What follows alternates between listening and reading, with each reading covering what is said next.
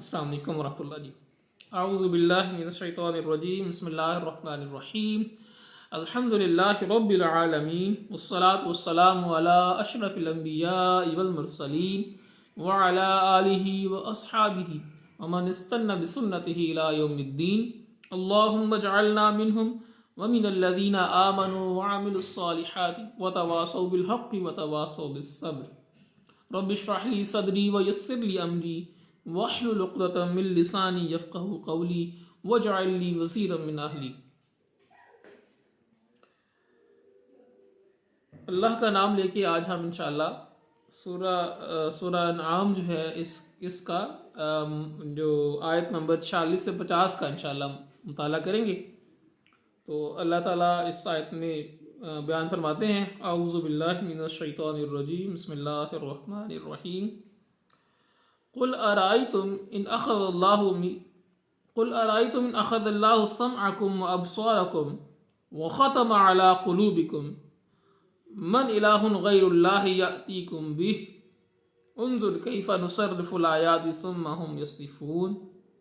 اے نبی صلی اللہ علیہ وسلم، ان سے کہہ دیجئے، ان اخذ اللہ سمعکم، اگر اللہ تعالیٰ لے جائے، اللہ تعالیٰ چھین لے تم سے تمہارے کان، تمہاری سماعت، وہ ابصارکم یا تمہاری آنکھیں، وہ ختم علی قلوبکم اور تمہارے دلوں کے اوپر مہر لگا دے، من الہ غیر اللہ یأتیکم بہ، تو اللہ کے سوا کون ہے جو تمہیں یہ چیزیں لا کر دے گا۔ انظر کیف نصرف الآیات، تو دیکھیے کس طرح ہم اپنی جو آیات ہیں ان کو پھیر پھیر کر بیان کرتے ہیں، ثم ہم یصفون، پھر بھی وہ اعراض کرتے ہیں۔ تو اس آیت کے اندر شروع کے اندر اللہ تعالیٰ کی قدرت کاملہ کا جو ہے وہ اظہار کیا گیا ہے۔ اس میں اللہ تعالیٰ فرماتے ہیں کہ اگر اللہ جو ہے ان کی سماعت چھین لے، اگر اللہ جو ہے وہ ان کی آنکھوں کو ضبط کر لے، اگر اللہ تعالیٰ جو ہے ان کے دلوں کے اوپر مہر لگا دے یا پردہ ڈال دے، تو اللہ کے سوا کون ہے جو یہ ان کی جو اگر یہ قوتیں ختم ہو جائیں یا اس کے اوپر اس طرح کے معاملات ہیں، تو اللہ کے سوا کون ہے جو اس کو ٹھیک کرے۔ تو یہ اللہ تعالیٰ جو ہے وہ ایک جسے کہتے ہیں نا کہ ایک پھول کا مضمون ہو تو 100 رنگ سے باندھو، تو اللہ تعالیٰ نے مختلف انداز سے جو ہے اس بات کو سمجھایا۔ اللہ تعالیٰ کی وحدانیت، اللہ تعالیٰ کی توحید، اس کا جو ہے وہ قرآن مجید نے مختلف انداز سے بار بار اور مختلف انداز سے جو ہے اس کا بیان کیا۔ تو اسی لیے یہاں پر فرمایا جا رہا ہے، تو ہم تو پھر پھر کر اپنی آیتیں لے کر آتے ہیں،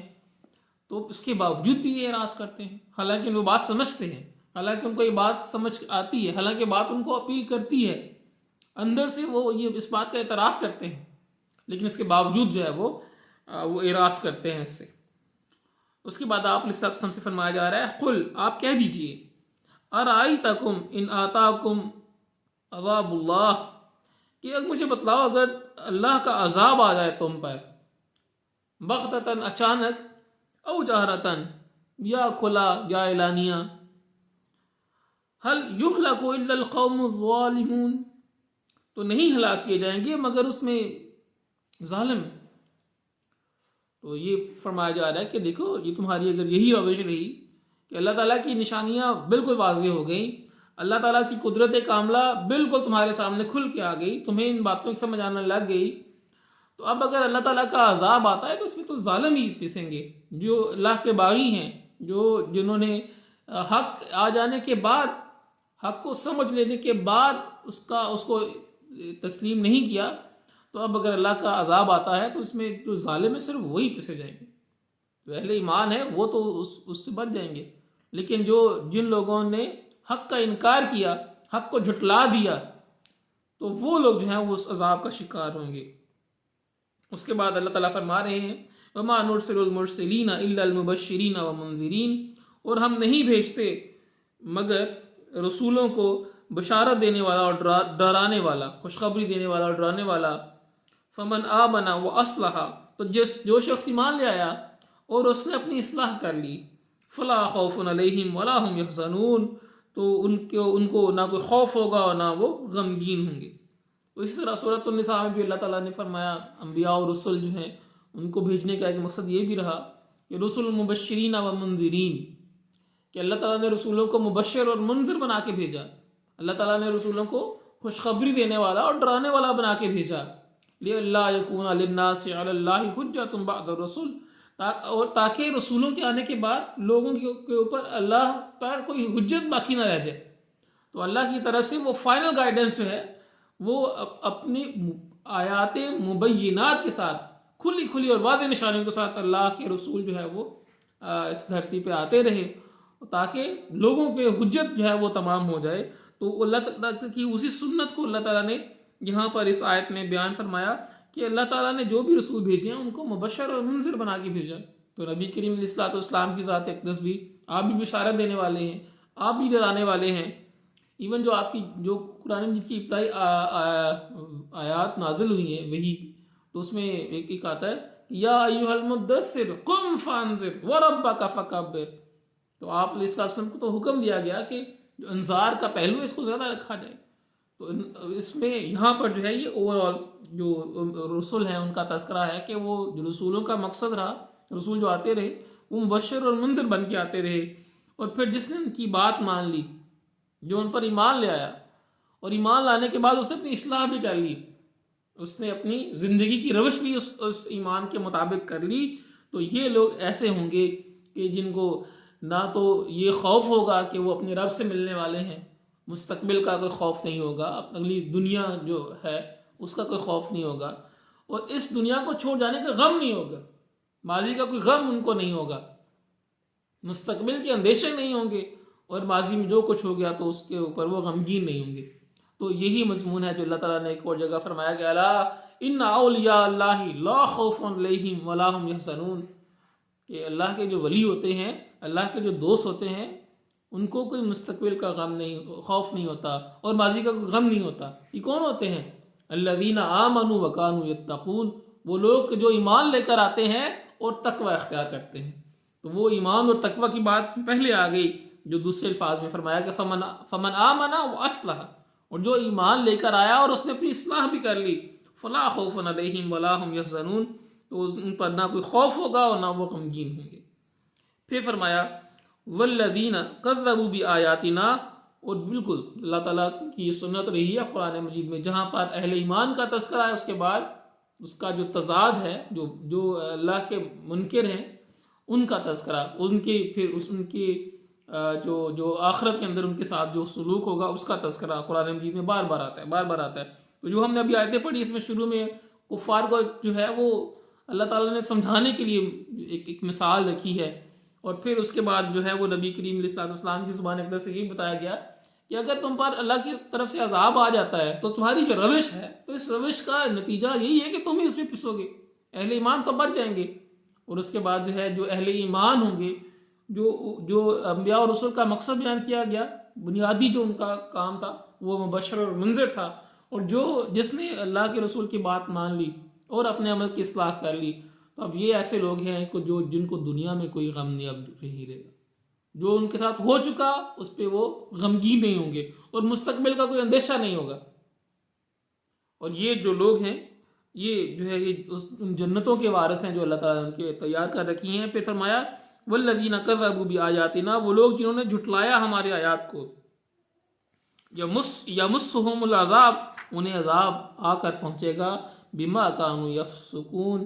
اس وجہ سے کہ تھے وہ نافرمانی کرتے، ان کے پاس اللہ کا حق آیا، اللہ کی کتاب آئی، اللہ کے رسول صلی اللہ علیہ وسلم ذات خود تشریف لے کر آئے، اور اللہ تعالیٰ کی آیات ان کے سامنے رکھی، انہوں نے حق آ جانے کے بعد،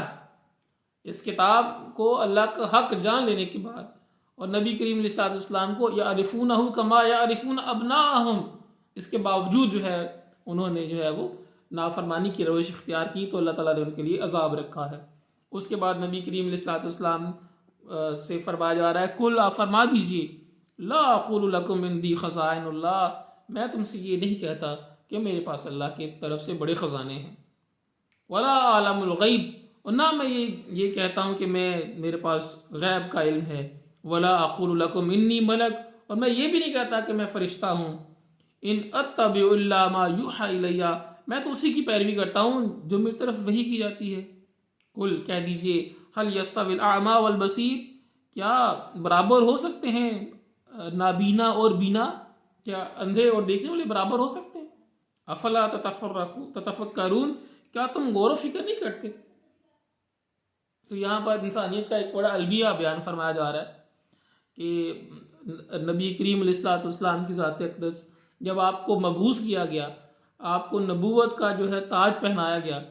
تو آپ علیہ الصلوۃ والسلام کے اوپر یہ اعتراض تھا کہ آپ تو انسان ہیں، مکے کی گلیوں میں چلتے پھرتے انسان ہیں،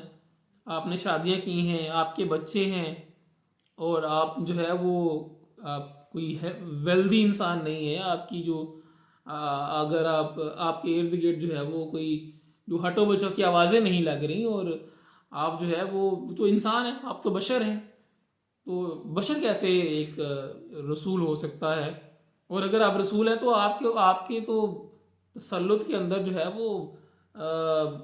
یہ سونے کے پہاڑ ہونے چاہیے، اور آپ جس طرح جو چاہیں کرتے پھریں، آپ جو ہے وہ ما فوق الفطرت جتنے بھی خرق عادات جو چیزیں ہوتی ہیں وہ آپ سے سرزد ہوں، تو وہ تو ایسی کوئی چیز نہیں ہو رہی۔ تو یہ انسانیت کا جو ہے یہ المیہ رہا، اور اس وقت کے جو لوگ تھے انہوں نے آپ علیہ الصلوۃ والسلام کی رسالت کا انکار کیا کیونکہ آپ بشر ہیں۔ اور آج ہمارے کچھ بھائی ہیں وہ کہتے ہیں جی آپ تو رسول ہیں لیکن آپ بشر نہیں ہیں۔ تو اللہ تعالیٰ کی آیات تو بالکل واضح ہے۔ تو فرمایا جا رہا ہے کہ آپ کہہ دیجئے کہ میرے پاس اللہ کی طرف سے کوئی خزانے نہیں ہیں، اور نہ میں غیب کا علم جانتا ہوں۔ یہ غیب کا علم صرف اللہ کے پاس ہے، اللہ نے کسی کو غیب کا علم نہیں دیا۔ ہاں، اللہ تعالیٰ جتنا جس کو عطا کرتا ہے اور جب چاہتا ہے جس کو چاہتا ہے عطا کرتا ہے، اور جتنا چاہتا ہے عطا کرتا ہے۔ غیب کا جو علم ہے وہ اللہ کے پاس ہے۔ اور نبی کریم صلی اللہ علیہ وسلم فرمایا جا رہا ہے کہ آپ کہہ دیجیے میں فرشتہ نہیں ہوں، میں انسان ہی ہوں۔ تو یہ نبی کریم علیہ الصلوۃ والسلام سے فرمایا جا رہا ہے کہ میں ان اتبع الا ما یوحی الی، کہ میں تو صرف اسی کی پیروی کرتا ہوں جو میری طرف وحی کی جاتی ہے۔ اور جو ڈفرینس ہے وہ یہ ہے کہ میرے پاس اللہ کی کتاب آ رہی ہے، اللہ کی وحی آ رہی ہے، میں اس وحی جو ہے اس کی اتباع کرتا ہوں۔ پھر اب اس میں یہ بھی آگے آ رہا ہے، قل فرما دیجیے هل یستوی الاعمی والبصیر، کیا اندھا اور بینا برابر ہو سکتے ہیں؟ تو جو اس وحی کی پیروی کرے گا وہ بینا ہوگا، وہ بصیر ہوگا، اور جو اس وحی کے آنے کے بعد، اس کو سمجھ لینے کے بعد اس پہ عمل نہیں کرے گا، اس کی طرف نہیں آئے گا، تو اس کی مثال اندھے کی سی ہے۔ افلا تتفکرون، کیا تم غور و فکر نہیں کرتے؟ تو بڑی خوبصورت یہ آیات تھیں، آیت نمبر 46 سے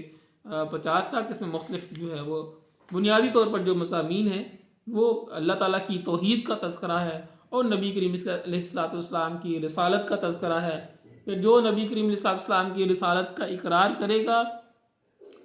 اور پھر اپنے اعمال کی اصلاح کرے گا تو اس کو آخرت کے اندر کوئی خوف نہیں ہوگا، اور دنیا کو چھوڑ جانے کا کوئی غم نہیں ہوگا۔ اور جو حق آنے کے باوجود جو ہے اس کو تسلیم نہیں کرتا، نافرمانی کی روش اختیار کرتا ہے، تو اللہ تعالیٰ فرماتے ہیں کہ انہیں جو ہے وہ ہمارا عذاب اس کو پہنچ کر رہے گا۔ اللہ تعالیٰ سے دعا ہے کہ اللہ تعالیٰ ہمیں ان لوگوں میں شامل کرے کہ جن سے اللہ تعالیٰ راضی ہو جائے، اور اللہ تعالیٰ جو ہے وہ ہماری جو غلطیاں ان کو